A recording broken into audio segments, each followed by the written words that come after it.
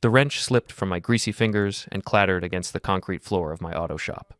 It was past midnight, and I'd been under the hood of Mrs. Patterson's ancient Honda for 3 hours straight, trying to forget why I couldn't sleep at home anymore. The fluorescent lights buzzed overhead like angry wasps, casting harsh shadows across the cramped workspace that had become my refuge. My phone vibrated against the metal workbench, cutting through the silence. I figured it was Sophie texting about some late-night work emergency. She'd been having a lot of those lately. Marketing executives apparently worked stranger hours than mechanics these days. But when I wiped my hands on a shop rag and picked up the phone, my blood turned to ice water. The message wasn't from Sophie, it was from Olivia Martinez, my wife's gorgeous friend who looked like she'd stepped off a magazine cover and into our mundane Ohio lives. The woman who made every husband in our social circle stammer like teenagers when she walked into a room. "Come with me on a date." I stared at the screen until the words blurred. My first thought was that someone had hacked her phone.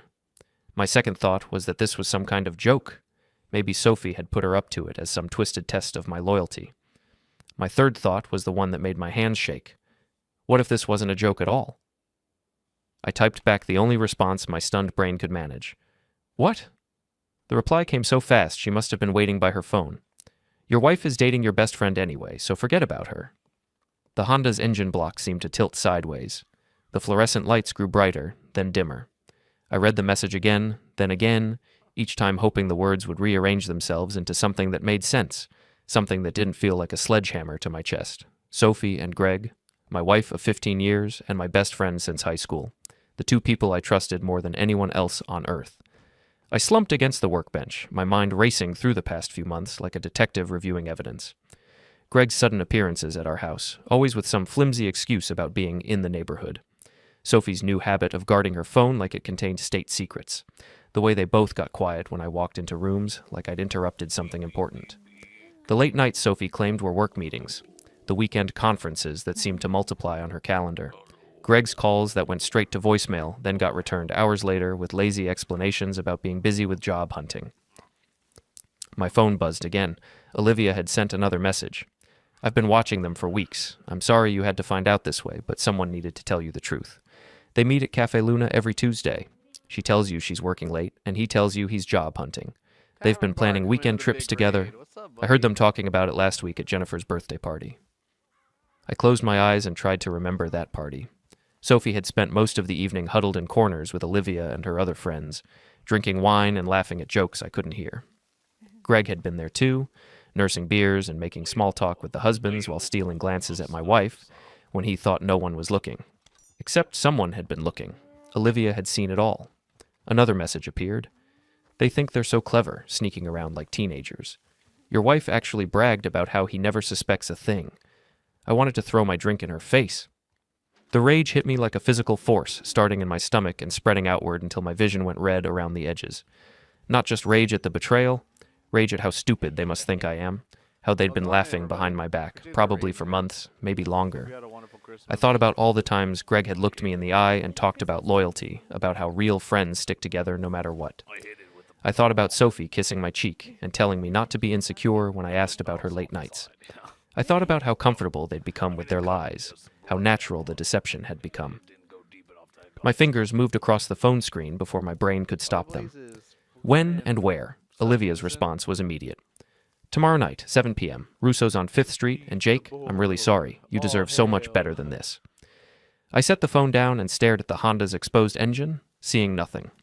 15 years of marriage, 27 years of friendship, all reduced to secret text messages and stolen weekends. All those times I'd defended Sophie to my own doubts. All those moments I'd brushed off my suspicions as paranoia. The worst part wasn't even the cheating, it was how effortless the lying had become for them. How they'd turned betrayal into a routine, performed their roles as loyal wife and faithful friend whenever I was around, then slipped back into their real relationship the moment I left the room. I picked up my phone and scrolled through my recent messages with Sophie, work meeting, late conference call, dinner with clients. Every excuse now looked like what it really was, a lie designed to buy her time with my best friend. Then I opened my message history with Greg, job interview, feeling under the weather, family obligations, more lies stacked on top of each other like a house of cards I'd been too trusting to knock down. My phone buzzed one more time. Olivia again. "I know this is a lot to process. Take your time. But Jake, please don't let them keep making a fool out of you. You're a good man, and you don't deserve to be anyone's joke. I turned off the shop lights and locked up, my movements mechanical and numb. The drive home took me past Cafe Luna, the little coffee shop where Sophie claimed to have never been. I slowed down and peered through the windows, half expecting to see them there even though it was past midnight. The house was dark when I pulled into our driveway. Sophie's car was in its usual spot, but that didn't mean anything anymore. She could have been anywhere, with anyone, and I would have believed whatever story she decided to tell me. I sat in my truck for a long time, staring at our modest 2-story home with its neat lawn and cheerful flower beds. We'd bought this place when we were young and optimistic, when we thought love was enough to build a life on. Now it felt like a museum of my own naivety.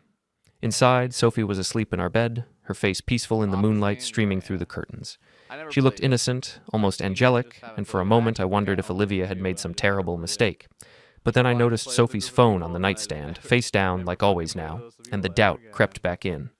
I stood there watching my wife sleep, this woman I'd shared everything with for 15 years, and realized I didn't know her at all anymore. The Sophie I'd married would never have been capable of this kind of deception. But maybe that Sophie had never really existed. Maybe I'd been in love with a carefully constructed illusion. Tomorrow night, I would sit across from Olivia Martinez and hear the full truth about what my wife and best friend had been doing behind my back. Tomorrow night, my old life would officially end and something new would begin. I just had no idea how dark that something would turn out to be. Russo's on 5th Street was the kind of upscale restaurant where Sophie always said we should eat more often, but somehow never did. Too expensive for a mechanic's budget, too fancy for my comfort zone. The irony wasn't lost on me that I was finally dining there with another woman while my wife was probably sneaking around with my best friend. Olivia was already seated when I arrived, looking effortlessly elegant in a simple black dress that probably cost more than I made in a week.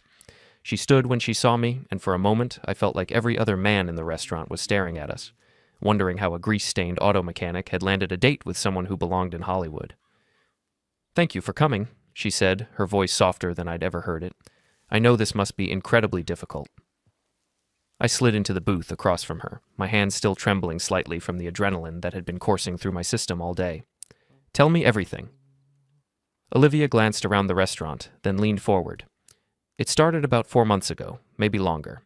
I first noticed it at Sarah's barbecue in June. Sophie and Greg kept finding excuses to be near each other, little touches, private jokes, the way they looked at each other when they thought no one was watching. 4 months. While I'd been working overtime to pay for Sophie's new car, while I'd been planning our anniversary dinner, while I'd been defending Greg to my poker buddies who said he was a mooch. At first I thought I was imagining things," Olivia continued, "but then I started paying closer attention. The way Sophie would light up when Greg's name came up in conversation, how she always knew his schedule better than you did, how she started dressing differently, wearing perfume to run errands. I thought about Sophie's recent shopping sprees, the new clothes she claimed were for work, the expensive perfume that had appeared on our bathroom counter without explanation. 2 weeks ago I saw them together at Cafe Luna," Olivia said. "They were holding hands across the table, and Sophie was showing him something on her phone. They were laughing like they were the only 2 people in the world. When I walked past their table, they jumped apart like teenagers caught by their parents. The waitress appeared to take our orders, but I could barely focus on the menu. My appetite had vanished the moment I'd read Olivia's first text. "There's more," Olivia said after the waitress left. "Last weekend, at Jennifer's birthday party, I overheard Sophie talking to Rebecca in the bathroom. She was bragging about her secret romance and how exciting it was to sneak around. She said Greg made her feel young again, like she was dating for the first time. Each word hit me like a physical blow. This wasn't just an affair, it was a game to them. They were getting off on the deception, on making me look like a fool in front of our entire social circle. "What about Greg?" I asked, my voice hoarse. "What has he said?" Olivia's expression darkened. "He's worse than she is, if that's possible. He told Sophie that you've been checking out for years, that you don't appreciate what you have. He said you spend more time with your cars than with your wife, and that he's just giving her the attention she deserves." The rage that had been simmering all day finally boiled over. Greg had been playing the role of supportive friend while systematically poisoning my marriage from the inside. Every beer we'd shared, every conversation about relationships and loyalty, had been a lie designed to make me complacent while he moved in on my wife. "I have proof," Olivia said quietly, pulling out her phone. "I took pictures of them at the cafe, and I recorded part of Sophie's conversation at the party." She showed me the photos first. There was no mistaking what I was seeing. Sophie and Greg sat close together at a corner table, their fingers intertwined, his other hand stroking her cheek. In one photo, they were kissing, and the expression on Sophie's face was one I hadn't seen in years. Pure joy and excitement. The audio recording was even worse. Sophie's voice, slightly slurred from wine, talking about how Greg made her feel alive again, and how she'd forgotten what it was like to be desired. She laughed as she described our marriage as comfortable but boring, and said she had no intention of ending her affair anytime soon. "Why are you showing me this?" I asked, my voice barely a whisper. "Why get involved?" Olivia set her phone down and looked me directly in the eyes. "Because I've been where you are. My ex-husband cheated on me with my sister for 2 years. Everyone knew except me. When I finally found out, I felt like the biggest fool who ever lived. I swore I'd never let that happen to someone else if I could help it." She reached across the table and touched my hand.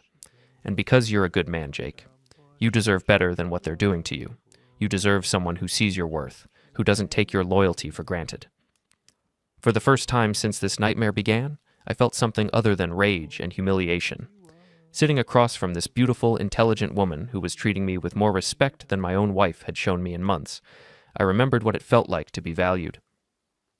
"What happens now?" I asked. "That's up to you," Olivia said. "You could confront them, demand the truth, try to work it out, or you could do what I did. Gather your evidence, protect yourself legally, and then show them exactly what it feels like to lose something important." The waitress brought our meals, but neither of us touched our food. We sat in comfortable silence for a while, processing the weight of what had been revealed. "Can I ask you something?" I said finally. "When you texted me about a date, was that real, or was it just a way to get my attention?" Olivia smiled for the first time that evening, and it transformed her entire face. "It was real, Jake. I've always thought you were attractive, even when I was just Sophie's friend watching from the sidelines. You're genuine in a way most men aren't. You work with your hands, you keep your word, you don't play games. That's incredibly sexy to a woman who's tired of dealing with boys pretending to be men."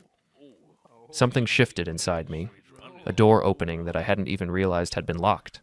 For months, maybe years, I'd been starving for exactly this kind of appreciation, this recognition of who I was and what I brought to the table. "So, what do you say?" Olivia asked. "Are you ready to stop being their victim and start being your own man?" I thought about Sophie at home, probably texting Greg about her boring husband who was working late again. I thought about Greg, probably planning their next secret rendezvous while I worried about our friendship. I thought about all the lies, all the manipulation, all the casual cruelty they'd shown me while pretending to care about my feelings. "Yes," I said, and meant it. "But I want to do this right. I want them to understand exactly what they've lost." Olivia's smile turned predatory. "Then let's give them an education they'll never forget." As we finally began to eat, Olivia outlined a plan that was both elegant and devastating. We would gather more evidence, document their affair thoroughly, and then expose them at the moment when it would cause maximum damage to their reputations and their futures. "But first," she said, "I needed to start taking care of myself again. I needed to remember who I was before I became half of a failing marriage and a one-sided friendship." Looking across the table at this remarkable woman who had risked social awkwardness to tell me the truth, I realized that maybe this nightmare was actually the beginning of something better. Maybe losing Sophie and Greg would turn out to be the best thing that ever happened to me. I just had to be smart enough to make them pay for what they'd done first. The next 2 weeks passed in a strange double life that would have impressed any undercover detective. During the day, I played the role of oblivious husband and loyal friend. At night, I became something else entirely. A man gathering evidence of his own destruction with methodical precision. Olivia had been right about everything. Once I knew what to look for, the signs of Sophie and Greg's affair were everywhere, glaring and obvious as neon signs. How had I been so blind for so long? Sophie's late work meetings followed a predictable pattern. Every Tuesday and Thursday, plus one weekend day that varied based on Greg's schedule. I started tracking her movements using the Find My Phone app we'd set up years ago for emergencies. While she told me she was at the office, her phone showed her at Greg's apartment across town, at romantic restaurants I'd never taken her to, at a hotel on the outskirts of the city. Greg's behavior was even more infuriating. He'd started calling me more frequently, asking about my work schedule, fishing for information about when I'd be away from home. He'd show up at the shop with coffee and donuts, playing the concerned friend while pumping me for details about my marriage. "How are things with Sophie?" he'd ask, his face a mask of innocent concern. "She seemed stressed at dinner last week." What he really meant was, "When will you be working late so I can sleep with your wife?" I started recording these conversations on my phone, building a collection of Greg's lies that would have impressed a prosecutor. Every false excuse, every manipulation, every moment he looked me in the eye and betrayed our friendship while pretending to care about my well-being. The worst part was how natural it all seemed to them now. They'd been living this double life for so long that the deception had become effortless. Sophie would kiss me goodbye in the morning, spend the afternoon in bed with my best friend, then come home and ask about my day like nothing had happened. But I wasn't the only one gathering evidence. Olivia had become my partner in this investigation, and she was remarkably good at it. Her position in Sophie's social circle gave her access to conversations and information I never could have obtained on my own. "They're getting bolder," she told me during one of our evening meetings at a coffee shop across town.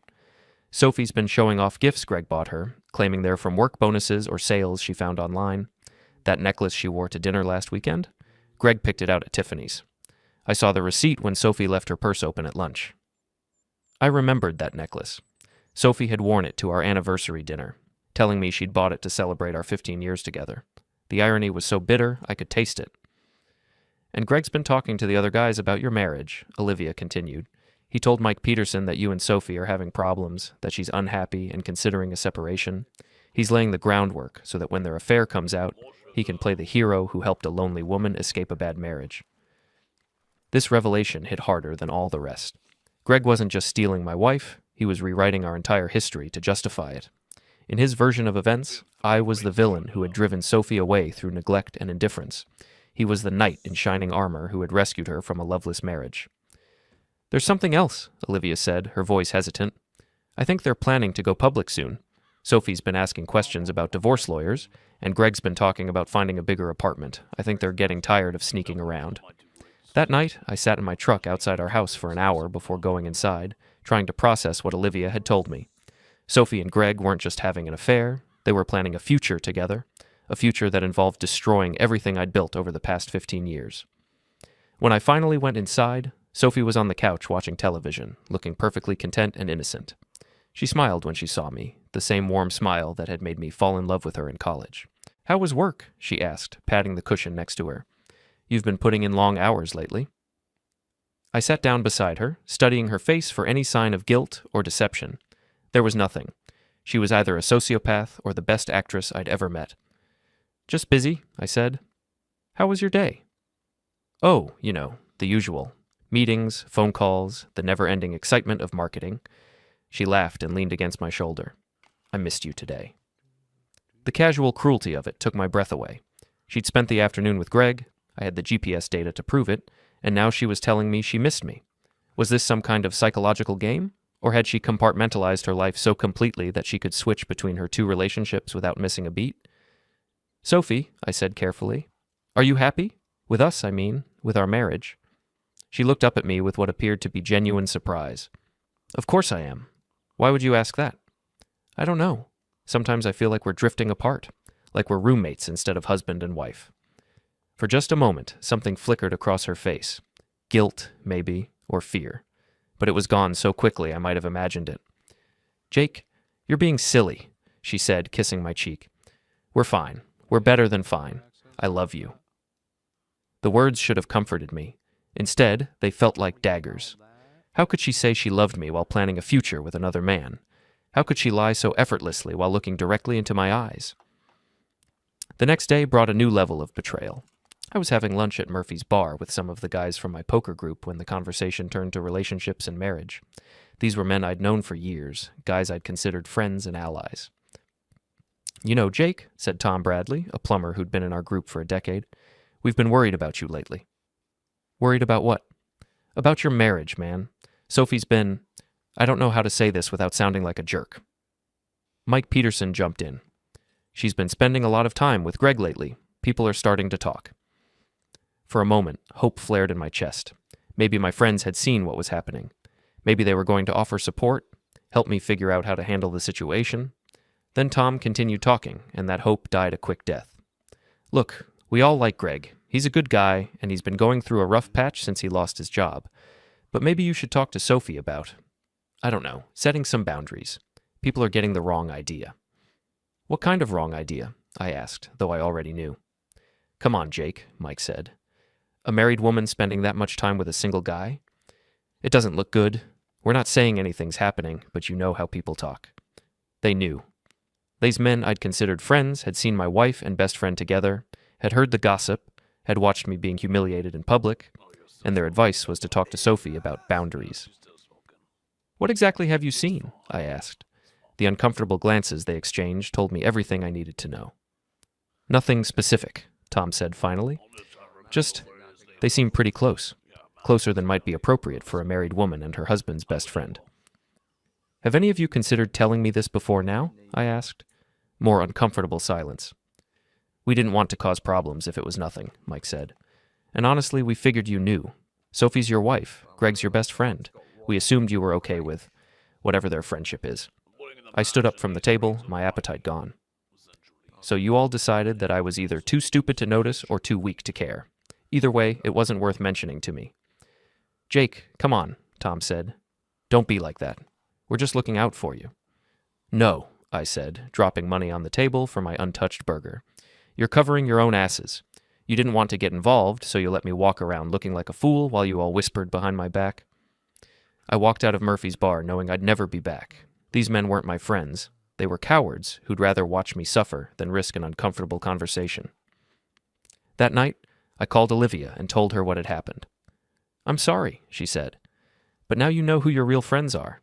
The people who care about you enough to tell you the truth, even when it hurts." "Is that what you are?" I asked. "My real friend?" "I hope so," she said softly. "I hope I can be more than that, when you're ready." As I hung up the phone, I realized that my old life was already over. Sophie and Greg had killed my marriage and my friendship. Tom, Mike, and the rest had killed my trust in the people I'd thought cared about me. But maybe that wasn't entirely a bad thing. Maybe I needed to lose everything I thought I wanted in order to find what I actually deserved. Tomorrow, Olivia and I would put our plan into motion. Tomorrow, Sophie and Greg would learn that actions have consequences. And tomorrow, I would stop being a victim and start being something much more dangerous, a man with nothing left to lose. The community center's annual charity auction was the kind of event where our entire social circle gathered to see and be seen. Sophie had insisted we attend, claiming it was important for her professional image to support local causes. What she really meant was that it was important for her to maintain appearances while carrying on her affair with my best friend. I'd spent the morning preparing for what would either be the most satisfying or most humiliating night of my life. Olivia and I had rehearsed our plan dozens of times, but there were so many variables, so many ways it could go wrong. The evidence was overwhelming now. Photos of Sophie and Greg together at restaurants and hotels, audio recordings of their phone conversations that Olivia had captured when Sophie left her phone unattended, bank records showing charges for romantic dinners and weekend getaways that had been hidden from me, even a receipt for lingerie that Sophie had never worn at home. But evidence wasn't enough. I needed to expose them in a way that would destroy their credibility and their reputations, the way they'd destroyed my trust and my marriage. The community center was packed with familiar faces when we arrived. Sophie looked stunning in a red dress that I now knew Greg had bought for her, playing the role of devoted wife while scanning the crowd for her lover. I played my part too, the supportive husband proud to escort such a beautiful woman. Greg was already there, nursing a beer and making small talk with the other men. He waved when he saw us, his smile as genuine and warm as always. The man was a world-class actor. "Jake, Sophie, great to see you guys," he said, approaching with arms open for his usual friendly embrace. I shook his hand instead, noting the flicker of confusion that crossed his face. "Greg, you look good. That's a nice suit." "Thanks, man. Got it for job interviews." Another lie. Olivia had seen him buy it for a romantic dinner with my wife. For the next hour, I watched them work the room separately, careful not to spend too much time together, maintaining the illusion of casual friendship while stealing glances when they thought no one was looking. They'd perfected this dance over months of practice. Sophie was in her element, charming potential clients and networking with the enthusiasm that had made her successful in marketing. Greg played the role of likable guy down on his luck, earning sympathy and support from people who had no idea what kind of man he really was. At 8 o'clock, the auction began. The auctioneer, a local radio personality, worked through the usual items: vacation packages, restaurant gift certificates, artwork donated by local artists. I bid on nothing, saving my energy for the main event. Olivia appeared at my elbow just as the auctioneer announced a brief intermission. "Are you ready?" she whispered. I nodded, my mouth too dry to speak. What happened next would have made a Hollywood screenwriter proud. Olivia had convinced the event organizers to let her make a special presentation about honesty in relationships as part of the evening's entertainment. They thought it was a motivational speech about communication in marriage. They had no idea what was coming. Olivia took the stage with the confidence of someone who belonged there, beautiful and poised in a way that commanded attention. The crowd settled into respectful silence. Good evening, everyone. I want to talk to you tonight about truth and about the courage it takes to expose lies that hurt people we care about. I watched Sophie's face from across the room. She looked mildly interested, probably thinking Olivia was about to deliver some generic speech about relationship advice. Sometimes, Olivia continued, we witness behavior that we know is wrong, but we stay silent because getting involved seems too complicated, too messy. We tell ourselves it's not our business, even when someone we care about is being hurt. Now Sophie looked confused. Greg had moved closer to the stage, his expression wary. But silence makes us complicit in cruelty. When we choose not to speak up, we become part of the problem.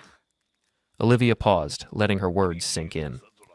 The room was completely quiet now, sensing that something important was happening. 3 months ago, I discovered that 2 people in this room have been carrying on an affair behind the back of someone who trusted them completely. I struggled with whether to get involved, whether to speak up, or mind my own business. The tension in the room was palpable now. People were looking around, trying to figure out who Olivia was talking about. Sophie had gone pale, and Greg was moving toward the exit.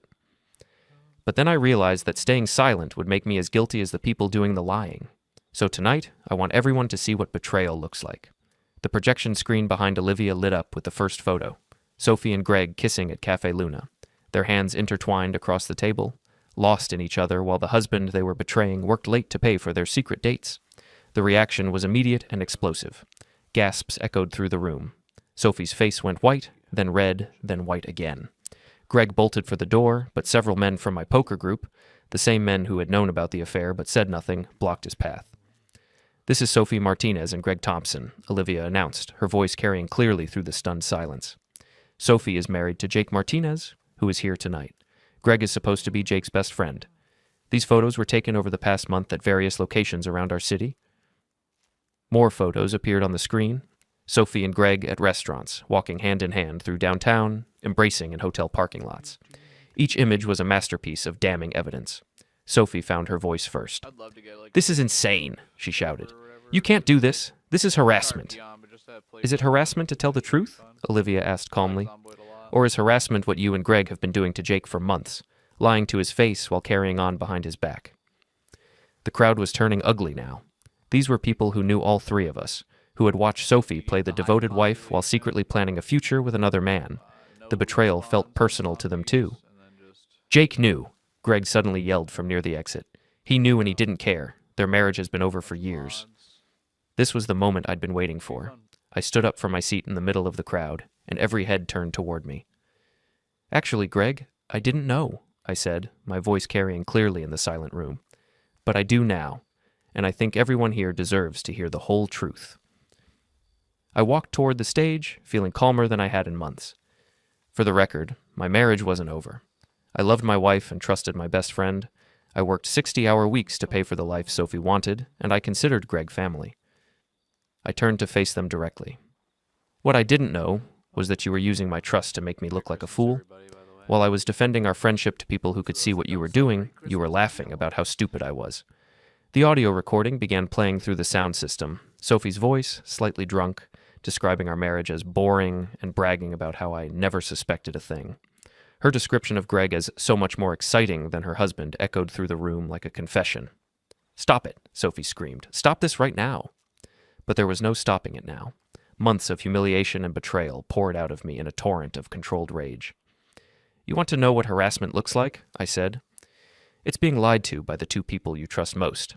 It's having your friends watch you get cheated on and say nothing because they don't want to get involved. It's working overtime to pay for gifts your wife gives to her lover. I pulled out the receipt Olivia had found. This is from Tiffany's, Greg, for the necklace Sophie wore to our anniversary dinner. The necklace she told me she bought to celebrate our marriage. Except you bought it for her, didn't you? You bought my wife jewelry with money I lent you when you said you couldn't make rent. The crowd was getting restless now, angry muttering filling the room. Greg looked like he wanted to disappear into the floor. And you, I said, turning to Sophie. You kissed me goodbye this morning and told me you loved me. Was that before or after you texted Greg about tonight's plans? Sophie was crying now, but they weren't tears of remorse. They were tears of rage and humiliation at being exposed. You're destroying everything, she sobbed. Our marriage, our friends, our entire life. No, I said quietly. You destroyed our marriage the first time you lied to me. You destroyed our friends when you made them choose between loyalty and comfort. You destroyed our life when you decided Greg was more important than the vows you made to me. I looked around the room at faces I'd known for years, some sympathetic, some shocked, some angry on my behalf. I'm not the villain here, I said. I'm just the guy who finally got tired of being everyone's fool. Security was moving toward Greg now, and Sophie was being comforted by women who would probably never trust her again. The evening that was supposed to celebrate charity and community had become a reckoning that would be talked about for years. As I walked toward the exit, Olivia fell into step beside me. How do you feel? She asked. I considered the question seriously. The rage was gone, burned out by the satisfaction of finally telling the truth. The humiliation was gone too, replaced by something that felt like pride. Free, I said. For the first time in months, I feel completely free. Behind us, Sophie was still crying, and Greg was still making excuses. But their words couldn't touch me anymore. I'd said everything I needed to say, and everyone who mattered had heard it. Tomorrow I would start building a new life. Tonight, I was finally done being a victim. The fallout from the charity auction was swift and devastating, exactly as Olivia and I had planned. By the next morning, the story had spread through our social circle like wildfire, complete with photos and audio recordings that left no room for doubt or spin. Sophie's marketing firm received calls from clients who had seen the spectacle, asking pointed questions about the character and judgment of their account representative. Her boss, a stern woman named Patricia Kellerman, who valued reputation above everything else, called an emergency meeting that ended with Sophie being placed on indefinite administrative leave, corporate speak for, "You're fired, but we're avoiding a lawsuit." Greg's situation was even worse. The humiliation of being exposed as a man who would betray his best friend destroyed what little credibility he had left in our tight-knit community. Job interviews that had been scheduled were mysteriously canceled. Mutual friends stopped returning his calls. Even his own family began treating him like a pariah. But the most satisfying revenge was yet to come. 3 days after the auction, I received a call from my lawyer, David Chen, who had been handling the divorce paperwork I'd filed the morning after Olivia's revelation. "Jake, you need to see this," he said. "Sophie's attorney just submitted a filing claiming she's entitled to half of everything, including your business, because she contributed to its success through emotional support and household management." I laughed, actually laughed, at the audacity.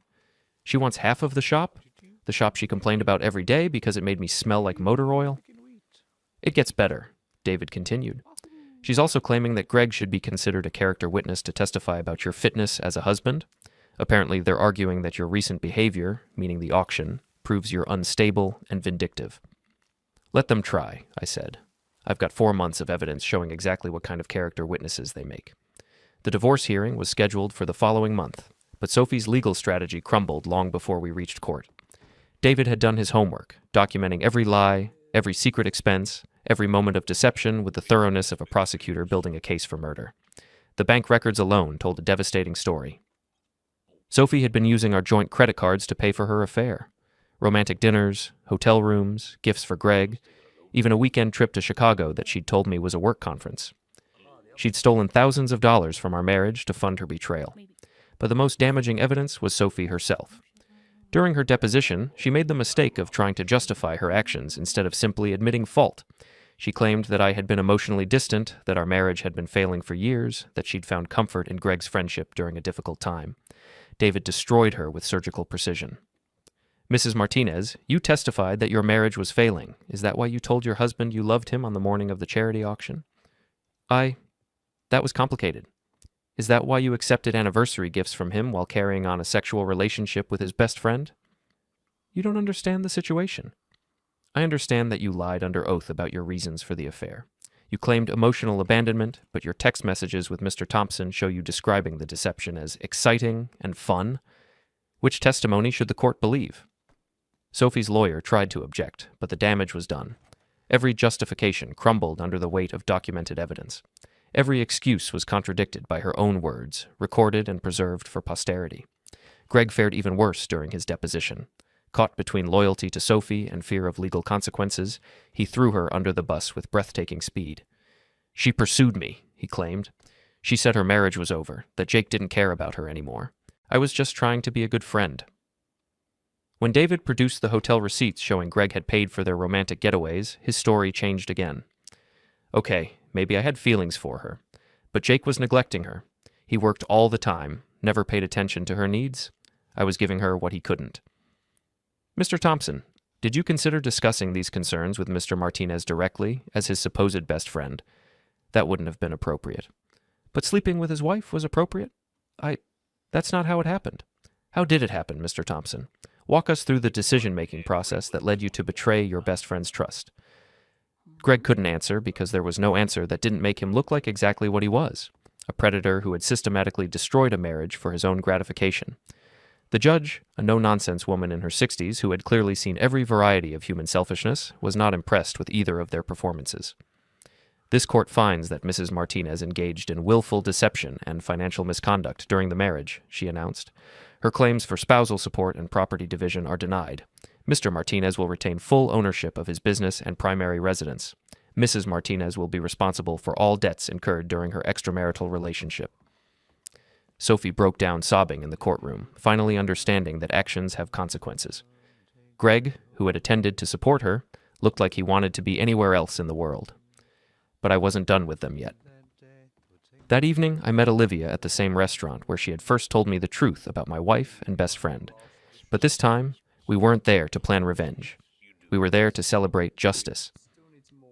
How does it feel? She asked, raising her wine glass in a toast. Like the first day of the rest of my life, I said, clinking my glass against hers. Over dinner, I told her about the conversation I'd had with Sophie that afternoon when she'd come to the house to collect her belongings. She actually had the nerve to blame me for ruining her relationship with Greg, I said. Apparently, the public humiliation was too much for him to handle, and he's been pulling away from her ever since the auction. What did you tell her? That maybe she should have thought about that before she decided to cheat on her husband with a man who runs away the moment things get difficult. Greg was fine with betraying me when it was secret and exciting, but the moment there were real consequences, he showed his true character. Olivia smiled. So, they're not together anymore. Greg moved back to Cleveland last week. Sophie's staying with her sister until she can find an apartment she can afford on unemployment benefits. Turns out their great love affair wasn't strong enough to survive the real world. The irony was perfect. They destroyed their marriages and friendships for a relationship that couldn't withstand the first real test of adversity. They'd given up everything for nothing. And what about you? Olivia asked. What happens next? I looked across the table at this remarkable woman who had risked social awkwardness to tell me the truth, who had stood by me through the worst period of my life, who had shown me what loyalty actually looked like. I was hoping you might help me figure that out, I said. Her smile was radiant. I thought you'd never ask. 6 months later, Olivia and I were planning our engagement party. Not because we were rushing into anything, but because when you find someone who values honesty and loyalty as much as you do, waiting seems pointless. The guest list was small, real friends who had proven their character during the crisis, family members who had supported me through the divorce, and a few new people Olivia had brought into my life. People who understood that relationships are built on trust, not excitement, and that true love doesn't require betraying others to survive. Sophie and Greg were not invited, obviously, but I heard through mutual acquaintances that they were both struggling. Sophie had found work at a smaller marketing firm for half her previous salary. Greg was bartending in Cleveland, his reputation in our community too damaged for any professional opportunities. They'd gotten exactly what they deserved, each other's company and the knowledge that everyone who mattered knew exactly what kind of people they really were. As for me, I was happier than I'd been in years. The auto shop was thriving. My relationships were honest and real, and I was planning a future with a woman who had proven she would tell me the truth even when it hurt. Standing in my garage on a quiet Sunday evening, working on a classic Mustang that someone trusted me to restore, I reflected on how much my life had changed. A year ago, I'd been a fool married to a liar and best friends with a betrayer. Now I was a man who knew his own worth, surrounded by people who valued honesty above convenience. Sophie and Greg had taught me an important lesson, though not the one they'd intended. They'd shown me that some people will always choose the easy path over the right path. Excitement over commitment, deception over difficult conversations, but they'd also shown me what I didn't want to be, the kind of person who hurts others for personal gratification, who lies to avoid consequences, who values temporary pleasure over permanent relationships. Most importantly, they'd led me to Olivia, who had shown me what real partnership looked like, someone who would tell me the truth even when it was hard to hear, who would stand by me during difficult times, who valued my character more than my ability to provide excitement or drama. As I put away my tools and prepared to go inside to call Olivia, I felt nothing but gratitude for the way everything had worked out. Sophie and Greg had tried to destroy my life, but they'd actually saved it. They'd forced me to become the man I was meant to be, someone who demanded honesty, who valued loyalty, who wouldn't settle for less than he deserved. And in the end, that was the best revenge of all.